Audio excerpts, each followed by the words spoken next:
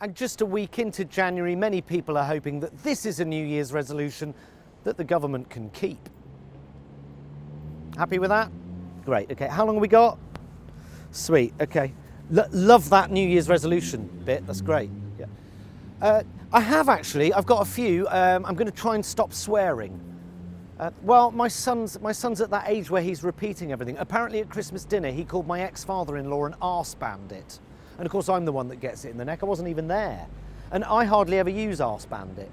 I mean, you can't these days, can you? So yeah, I'm going to try and stop swearing. I've got to stop worrying about Trump. So there's nothing I can do about him. So I'm going to stop reading his tweets, and I'm going to concentrate on Theresa May, because whilst we're all distracted watching the Donald literally tweet the world into oblivion, Theresa May is, well, I'm not sure what she's doing. And by the looks of it, neither does she.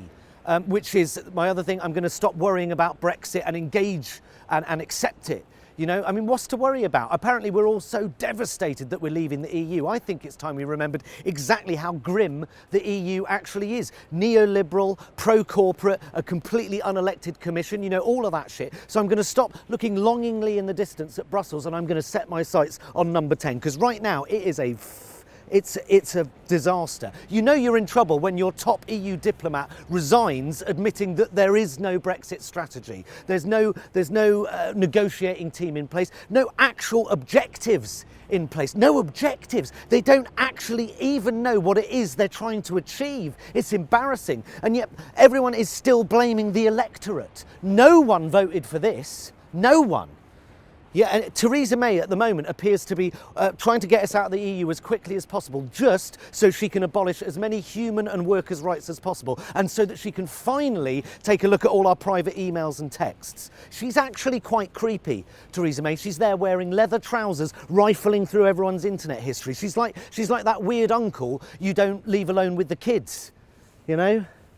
Right now, Brexit is it's a shambles. The level of debate running up to the referendum was shockingly lowbrow on both sides, but we voted to leave. Surely now is the time for a decent debate about what we want to achieve through Brexit and how we go about it, you know? Accepting the result isn't admitting defeat, but not having a decent debate about it is. And that's my other resolution. Try and debate better, you know, and to debate properly, you've got to listen. You've got to listen to people you disagree with. Try and understand someone's point of view, no matter how far removed their point of view is from theirs. Trump voters, right? It is unlikely I'm ever going to agree with their decision, but I still want to understand it. And I'm not talking about walking into a KKK meeting for a cup of tea and a chat, yeah? It's not the Trump voters that are shouting the loudest that you need to understand. It's the ones that voted for him, you know, uneasily, or the ones that calculated that in spite of the type of person he is, his policies are likely to make it easier to feed their children. You know, if you understand the way people vote, then maybe next time you can persuade them to vote differently. So what's that? That's 5. That's accept Brexit, give May both barrels, start listening, stop swearing, and give Trump voters the benefit of the doubt. I mean, that last one is going to be difficult, because if his Twitter account is anything to go by, he is going to be a right fucking cunt. Yeah.